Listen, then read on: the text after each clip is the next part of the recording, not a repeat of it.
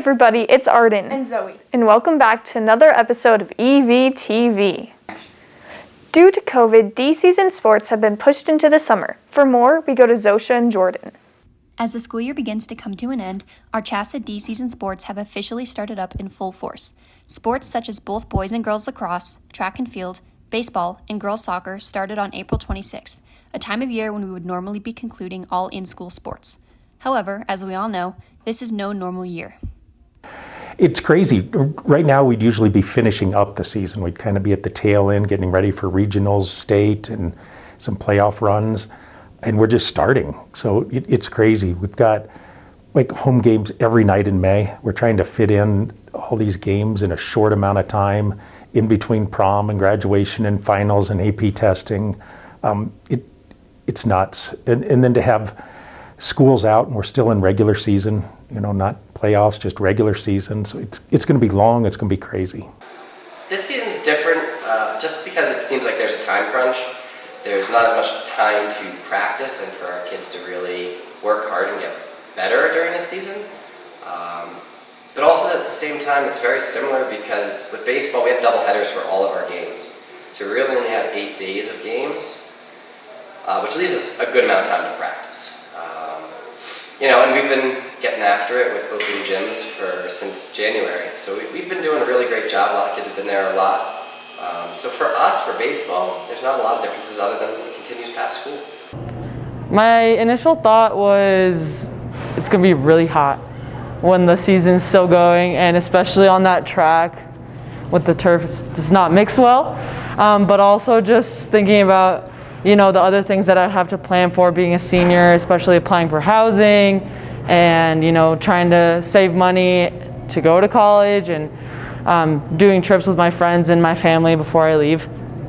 There are both pros and cons about having the fourth sports season of the school year start so late in the semester. I think it's great. It's favorable for us because our field will be in good condition for once. Often it's, this is towards the end of our season right now instead of the beginning. So our field, it looks as good as it's looked for the start of our season in a long time. We don't have to deal with snow. So it's favorable to us. It'll be warm weather. Baseball's a warm weather sport.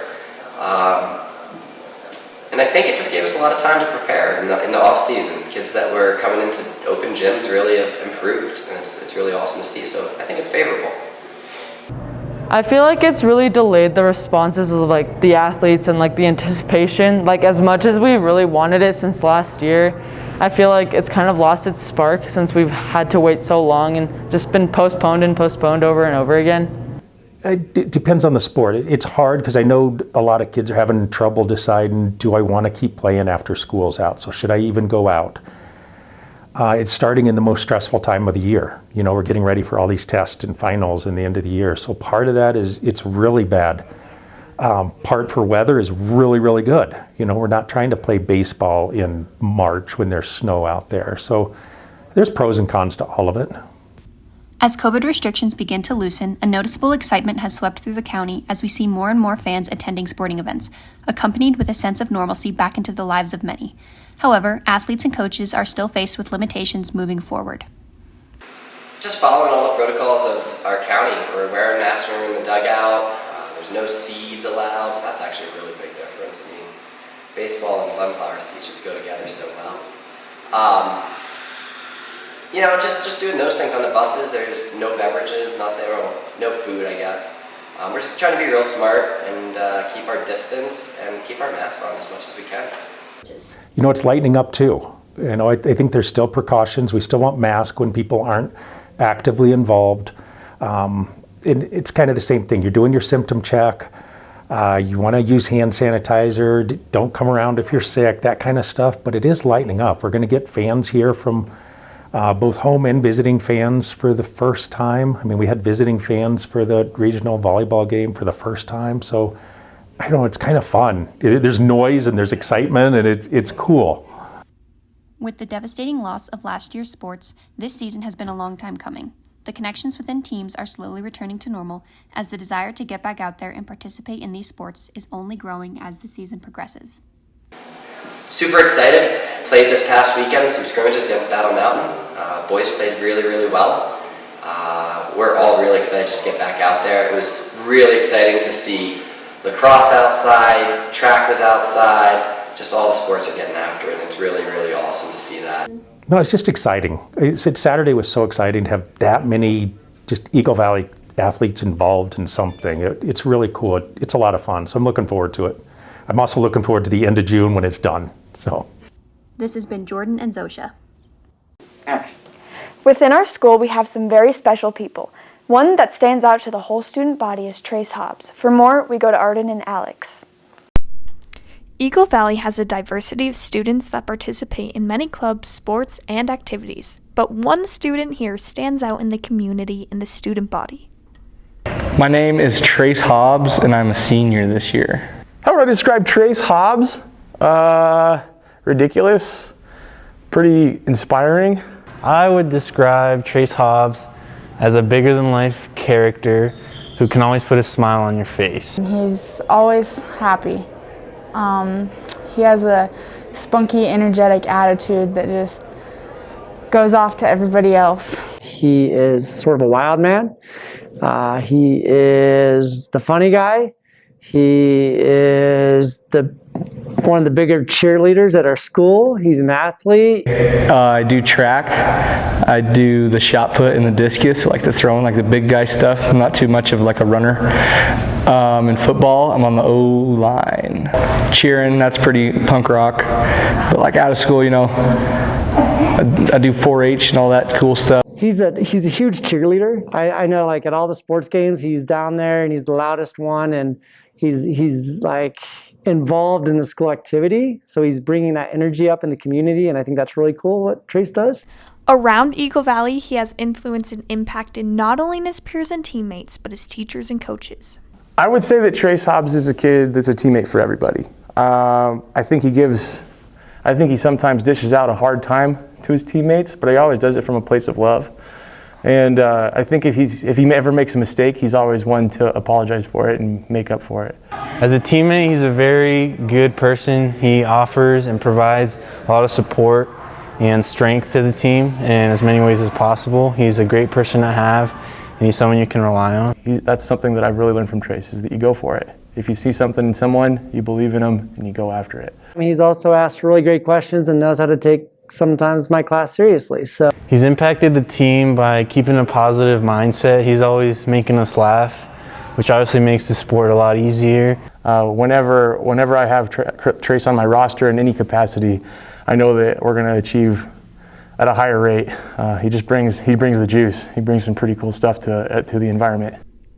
He also doesn't just impact the school, he impacts the community around us as well.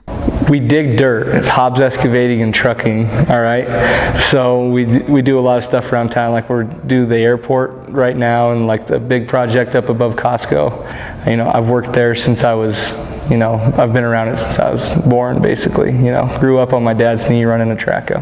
I feel like he's impacted the community in a lot of ways. Just by looking at him, you know he's very talkative. So you know that he makes the community feel tight-knit, that everyone knows him and knows themselves. He's just become like a big brother to me. He's always there, always giving advice and being supportive. You know, obviously we can all remember Trace a few years ago coming down when we had Make-A-Wish Week and making a big donation and, you know, showing he cares in that way. Trace doesn't stick to just one group. He is open to everyone and has a diverse group of friends. I don't really have friends. I have family that I chose, you know. So we're a really tight group, all of us. You know, we got rednecks and Mexicans and all of them in between. You know, having a real good time always.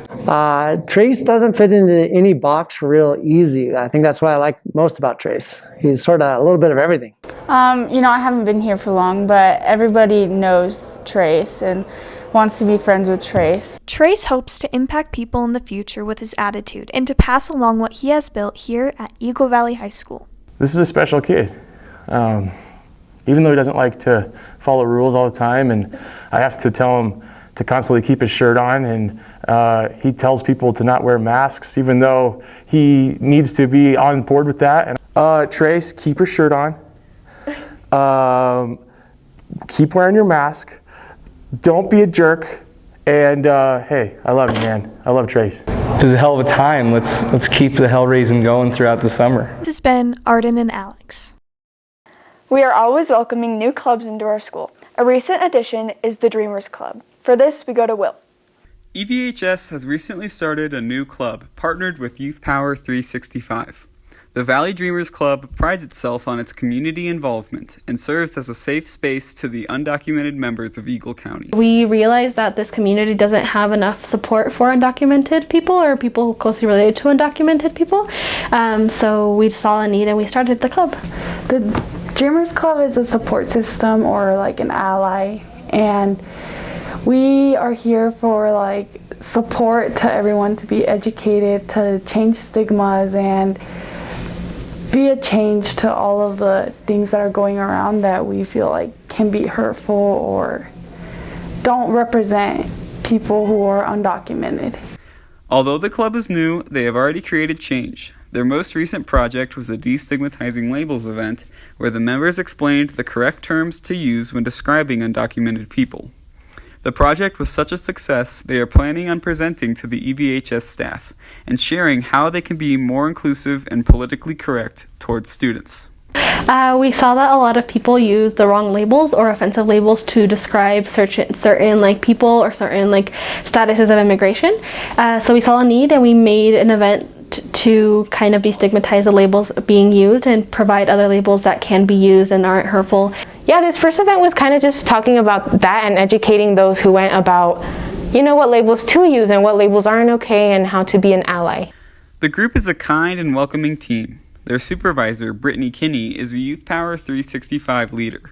Her favorite part of the club is watching the members brainstorm ideas for change in the community. For me, it's just really important. I work with hundreds, if not thousands of students across Eagle County, and I think it's an issue, whether you yourself are undocumented or you have a friend or a family member, it's something that we all are impacted by. I have loved ones, and I know a lot of my friends who are undocumented or are DACA, and I have also seen them struggle through their immigration process. So it was just something very personal to me, and I just really wanted to create resources and spread awareness and educate other people. There's so much for me to learn and hear and listen to, so many changes I can make in my personal life and bits of education I can share with other white folk like me. And then it's all led by students. They're the ones that are empowering their community to make change, and I just get to sit behind the scenes and see the amazing things they do. The club reflects the best EVHS has to offer and encourages more people to join. Their work is building the culture of Eagle Valley High School and creating a more inclusive world for all. This has been Will Elliott. Thanks for watching this week's episode of EVTV.